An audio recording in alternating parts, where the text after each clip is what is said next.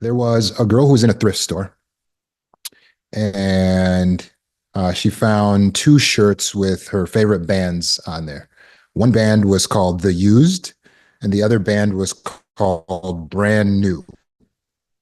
Now, I personally haven't heard of these bands, I don't think, but she was telling her girlfriend on the phone, yeah, I'm thinking about getting one of these shirts, but I'm not sure which one to get.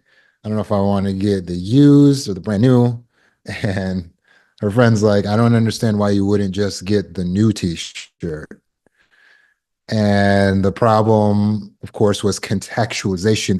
The friend didn't understand the context. When she said brand new, she's talking about the band brand new was on the shirt.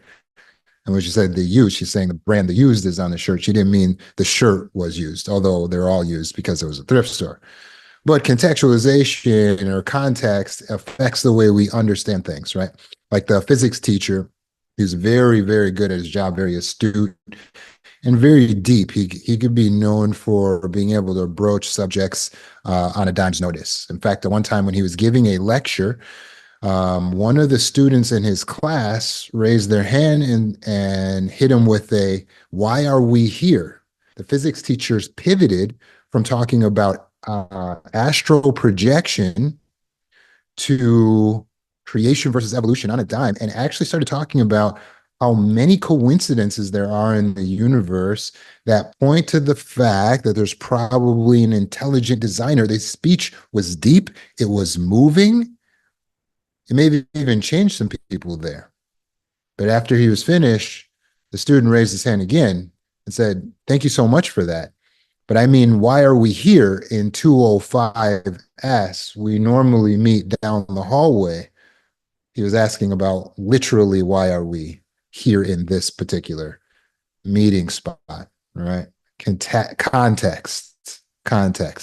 And context determines the meaning of what we say.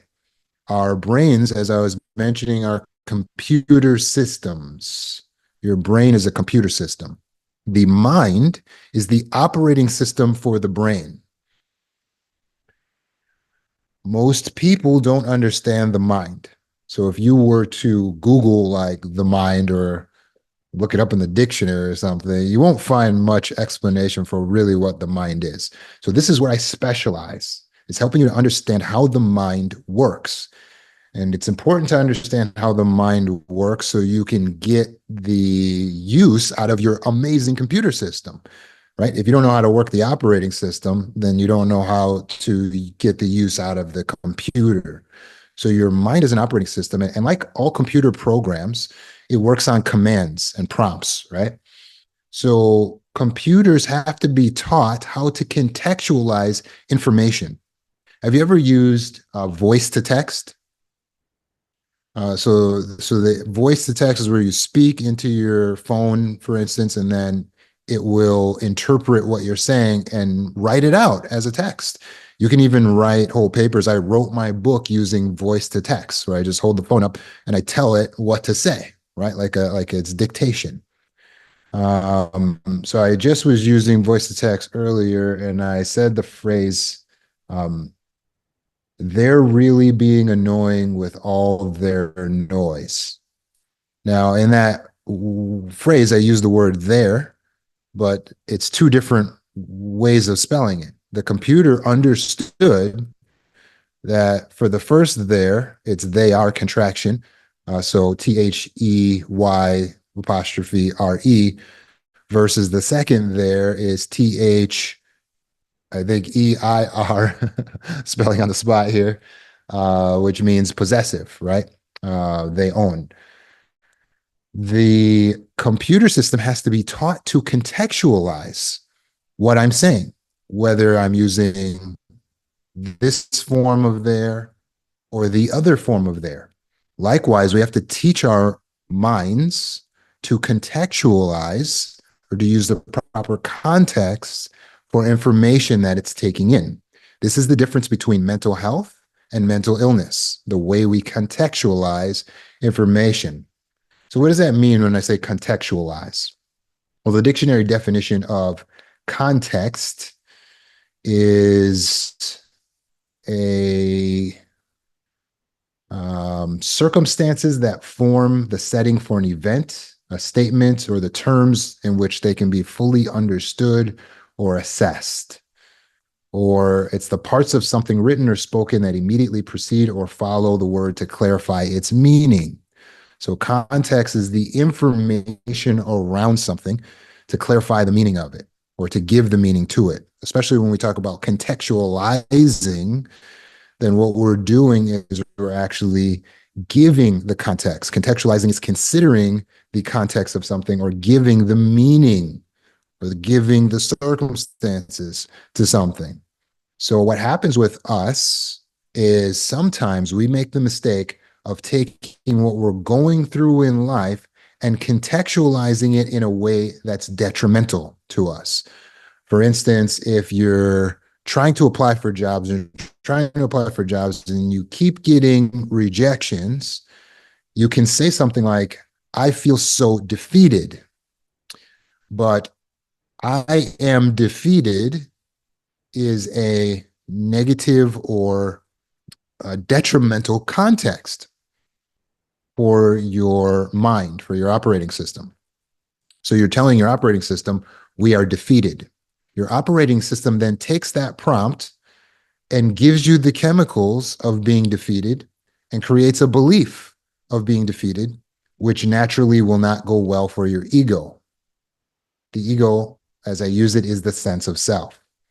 When we deplete our sense of self, we have low self-worth, low self-esteem, less confidence, and resulting anxiety and depression as a result. So when we don't contextualize things in a way that's beneficial, then it's going to cause us to spiral down in the way we feel and in our mindset. So we have to be of a very, very strict regimen of making sure we contextualize everything as being beneficial in a way that is beneficial to our ego or our sense of self. This is making sense so far? So if someone mistreats you, a detrimental way of contextualizing that is, I'm not lovable because someone mistreated me. Nobody likes me. Or even if it was your brother that mistreated you, oh, even my brother hates me. Even my own mom doesn't like me. Do you see how those are detrimental contextualizations? So we have to learn the skill of contextualizing, that is to alter the wording and the prompts, the semantics of how we're taking in information and planting it in the brain. So if you're experiencing adversity, which is inevitable, you must make sure you're not contextualizing that as being detrimental to the self. So let's say you're applying to jobs and you're getting a bunch of rejections. How can we contextualize that so that we're protecting the ego, so that we're protecting our sense of self?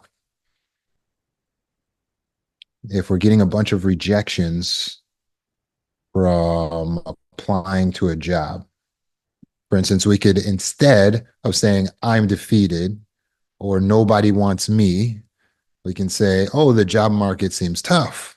Oh, this one's going to be a challenge. Oh, looks like I got more work to do. Now we're not defeating ourselves, depleting our sense of self and our ego. Likewise, the other example I used, oh, someone mistreats you. When someone mistreats you, how do we contextualize that to defend our ego, to protect our sense of self? Someone mistreats us. We would then look at their mistreatment as their wrong. It's their behavior. So we say, oh, I wonder what's wrong with them. Oh, it's too bad they mistreated. They must not understand who I am or what my worth is or what my value is. They're the ones that are mistaken. Does that make sense? They don't understand. The problem is not me. The problem is them, because it's their actions. So their actions is not my problem. Now we're contextualizing. It's the same information, but we're contextualizing it in a way that's going to be beneficial. Hopefully that's making sense. So I'll give you guys some examples, and then you can tell me how you would contextualize this in a way that can be beneficial. Um, let's say someone says, I always fail at everything. So apparently they've tried something, but they've now contextualized it detrimentally, right? I always fail at everything. So what's a different way we can contextualize that instead of saying I always fail at everything? You can tell me in the chat. What's a good way to contextualize that? I always fail at everything. Let's say they tried something, maybe an idea, and it didn't work out. Maybe we can say that I should try harder now. Yeah, we should certainly say we should keep going. Okay, I should keep going, right? So if we do something and it doesn't turn out, we don't want to contextualize that as I always fail. We want to say I need to keep going. There are some things I don't succeed at. Sure. But we want to protect the ego. We want to protect the ego. So you got to think about how you would talk to a little child.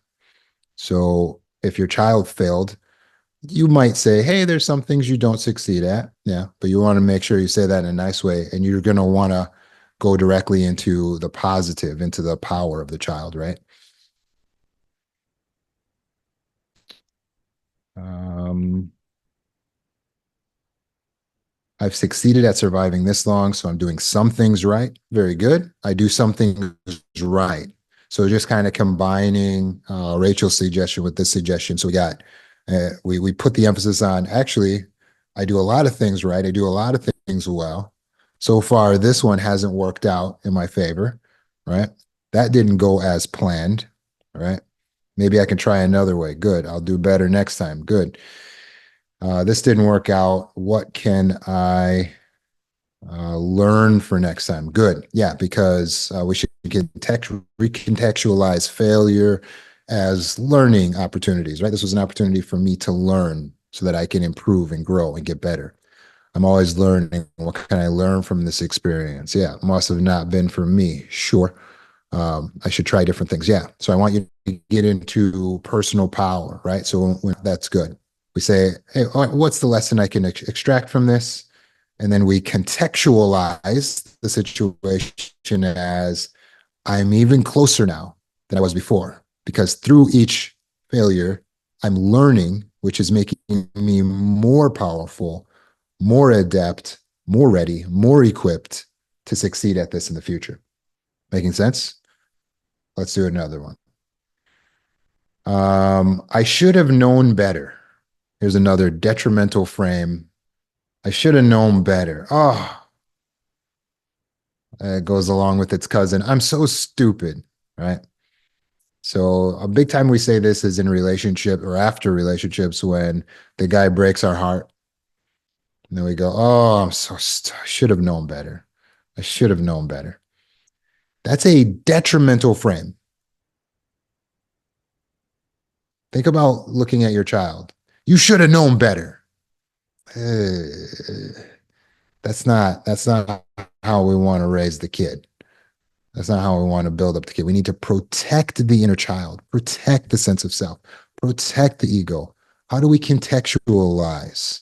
How can we, please, in the comments, how can we contextualize? Somebody broke up with us. They broke our heart. We didn't want to be in this situation, but we're here now. How can we contextualize that instead of I should have known better? That's a detrimental frame. Their loss, yes, yes. That definitely protects the ego. Absolutely. How can we contextualize someone breaking our heart?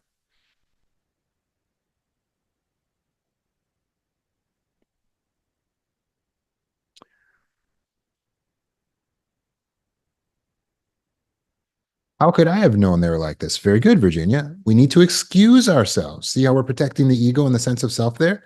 We need to excuse ourselves. I didn't know that they were going to be like this. I took a chance on love. I took a chance on love. That's not wrong. I tried. It didn't work out. I tried. It didn't work out this time. Yeah, maybe we learned something from the relationship, Miranda. I know better. I know better next time. I know better for next time. Very good. So again, the situation here is you put yourself out there, you took a risk, they broke up with you, they broke your heart. The correct way of contextualizing the situation is this may not have been the one for me. Apparently, it's not the one for me because no, the right one for me would not do what that guy just did. Making sense? Or what that girl just did. The right one for me would never leave me, abandon me, would never break up with me. So now I know. And so now they actually did me a favor because I didn't know before they broke up with me that they weren't the right one. I was thinking that they might have been the right one. And now I'm seeing that they weren't the right one, which is exactly what the dating phase is for, which is why I'm so glad that they did this. You see how I did that? Now I've contextualized the whole thing as being a good thing. Does that make sense? It's good that this happened. It's good that this happened because now I know that they're not the right one for me because they're not choosing me. They're not in love with me. I need someone who chooses me. I need someone who's in love with me. So now I know they're not the right one for me. Making sense? Let me do a couple for you guys, and then I'm going to throw it back at you. Okay. So how about this one? Everyone's against me. Everyone is against me. So what happens is you get some situations happening where people are being mean to you at home, and then you go to work, and then people are being mean to you at work, and you go, everyone's against me. What do we got there? Detrimental frame, very detrimental frame. You're going to give yourself anxiety, depression by telling yourself this false story. There are 8 billion people in the world. It is not an accurate statement to say that everyone is against you. 8 billion people are not against you. Most people don't know you exist, right? So let's stop being so detrimental to ourselves. You wouldn't say that to your kid, would you? Hey, everyone's against you. Now get out there and have fun. No, you wouldn't say that. So how do we recontextualize? People are giving us a hard time at work. People are giving us a hard time at home. How do we recontextualize that? Let me show you an example.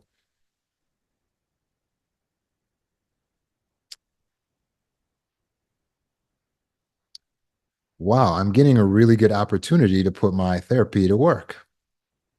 Well, this is a really good opportunity to show my skills of remaining calm. This is a good opportunity. This is a good test of my leadership skills. It's a really good test of my leadership skills. Ooh, ooh, they're testing me today, aren't they? They're testing me to show patience. Show patience. I can understand. I can understand where they might be coming from. Let me show patience. Give it a little time. They might come around. As far as work, that's okay. Every great person gets opposed. It's a hallmark of greatness. In fact, it's a necessary obstacle that you have to go through to be a great leader, to be opposed. All great leaders get opposed. So I don't take it personally, and I won't take it personally. You see what I did there? Does that make sense? You see how I contextualize the whole thing as being like this positive thing? You see how I turned the situation around to actually be a sign of my greatness? And I didn't have to tear anyone down in the process. So it's not about having to say, well, they're horrible and they're stupid. I didn't have to do that.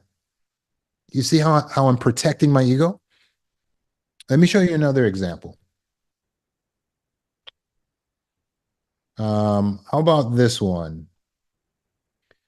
If I don't do it perfectly, then I've failed. If it's not perfect, then it's a failure. So it's like it comes from like the old school parenting, like if it ain't done right, then you didn't do it at all, type thing, right? So if I don't do it perfectly, I've failed. This could be cleaning assignments that you're doing. You're cleaning something in your house for yourself or for your family. This could be doing a work assignment or something like that. If it's not perfect, I failed. So let's say um, I turned in that assignment and someone had a criticism for it. And I said, oh, and then there was legitimate. They're right. I missed the spot. Right now, instead of contextualizing that as Well, the whole thing was a failure because it wasn't perfect. Here's how I recontextualize having missed a spot.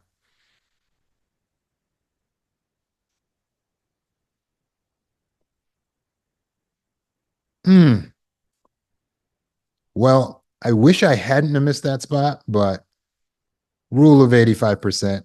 I'd say I got about 85% of it right. And I come back around next time. There'll always be more bathroom cleaning. There will always be more work assignments. But rule of 85%, I'd say I aced that. Say I got a good B minus on that then. C. And that's the goal. That's a goal because B's get degrees and so do C's, right? And so do D's. So, what is the actual goal here, right? So, and then I get refocused on the goal. My goal was just to get the assignment done so I can move forward and get my certification. The goal was to get the house better than it was. So, the missing the spot now becomes insignificant because I accomplished the goal using the rule of 85%. Do you see what I did there? You see how I recontextualize the situation as a victory? You see how every time I go through the contextualization process, I come out on top looking like a genius?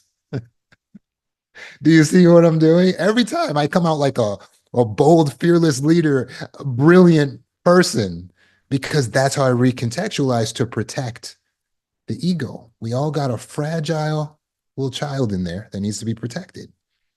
Okay, so let me give you some examples, and now you do what I'm doing. You need to come out by the time you're done looking good from the same situation. Okay. Um, how about this one? I always mess things up.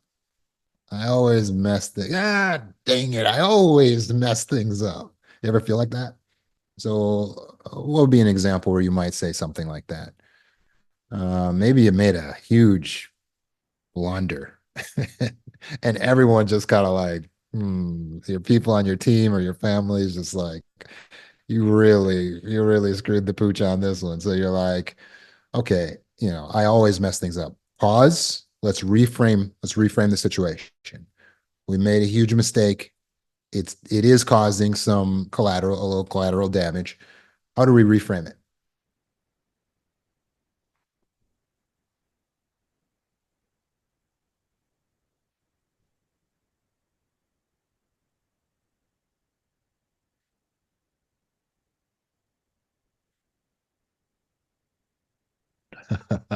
Blossom says, "Oh well."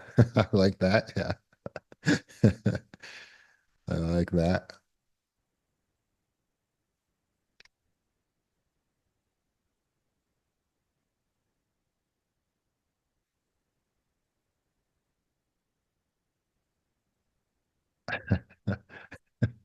Oopsie. Yeah. Uh-huh.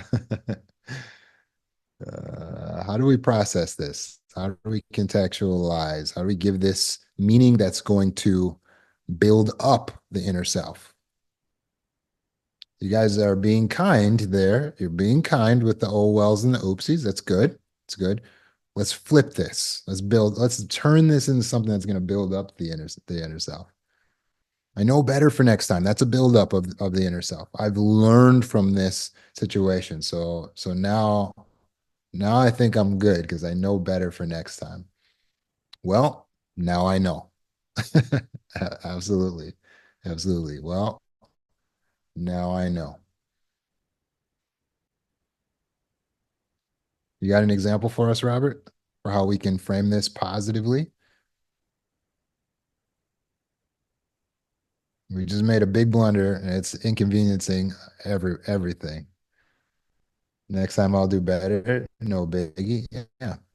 How about well, let's to help you along with this. What might you say to your child if they made a big blunder?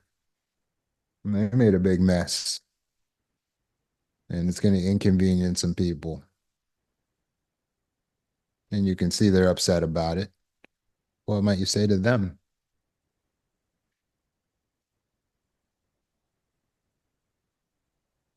We can always try again. Yeah.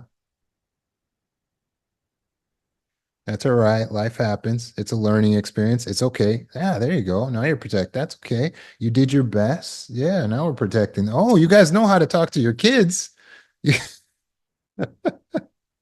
That's how you take everything you're saying, and that's what you say to yourself. It's okay. Don't beat yourself up. Don't beat yourself up.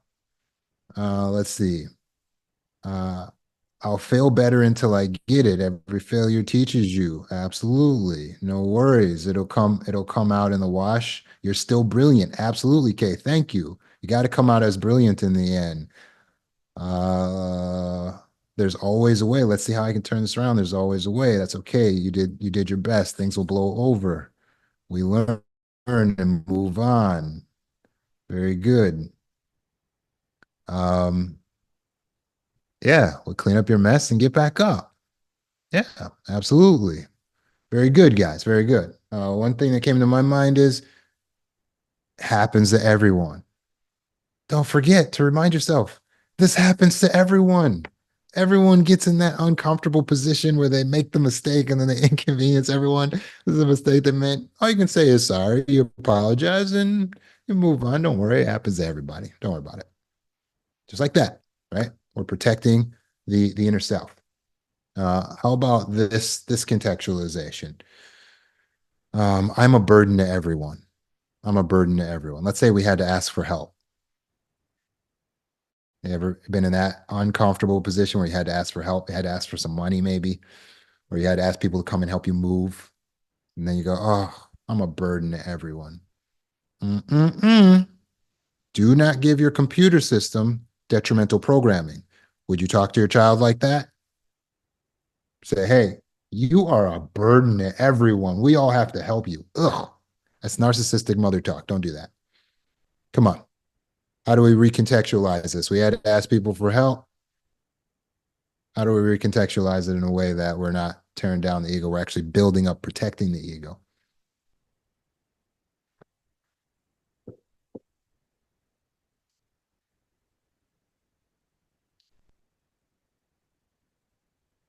I'm glad that I have people in my life that I can ask for help. Yeah, that's why we have the people. That's why we put up with these folks so that we have them. We can ask for help. Right. Now that's nice. That's a benefit. Absolutely.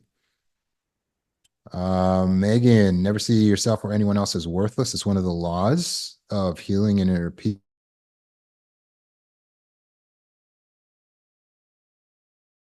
Yeah. People are glad to help have a purpose. They like to be in a position to be able to help from time to time.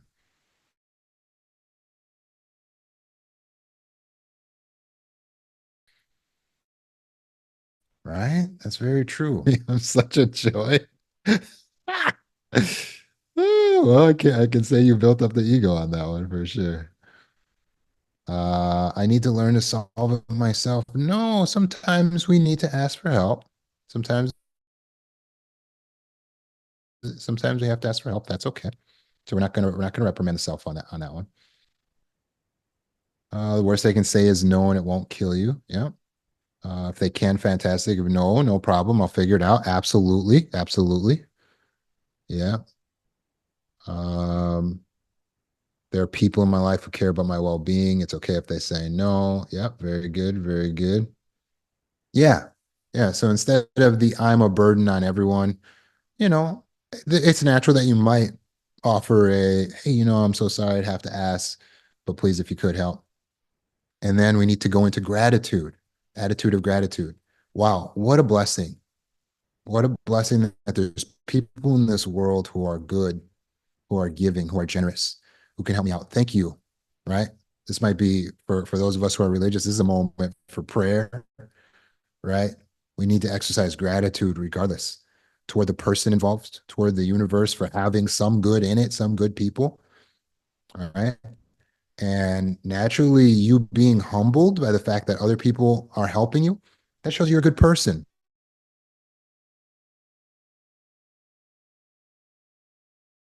We don't take that for granted. And that's what you got to. So this is contextualization. Are you starting to see how you can build this muscle? We'll work on this more in the future. We'll work on this more in the future. But we got to turn these things around instead of thinking things that are negative about ourselves. I'm too old to change. No, no, no, no, no. No, no, no. I'm never too old, baby. I'm never too old. Right? I'm young to someone, right? I'm not too old to change. This is a great opportunity to change. Instead of, this is just my luck. It's just my luck. When something goes wrong, no, no, no. We recontextualize the situation. Oh, I guess it was my turn. There's so many things going right. Something had to go wrong eventually. That's all right. I can figure my way out of this situation. Let me figure something out. Right. Instead of situation, I'm alone right now by choice. I'm alone right now by choice, or at least I'm not being abused right now. And thank goodness. Remember how bad that last relationship was? I'm happy to not be abused anymore. So that's recontextualization. This is a very important skill. And again, what can help you is to talk to yourself the way you would talk to a child. So check your thoughts. Ask yourself, would I tell that to a little 6 year old girl, a little 6 year old boy is right here? No, no. Fix it. We have to fix the way we're talking to our brain. It's a computer program. Our mind is a computer program, and it's working in our brain. The brain is what's releasing the chemicals. The chemical is what's giving us the feelings. So if you want to have good feelings, send your brain good programs.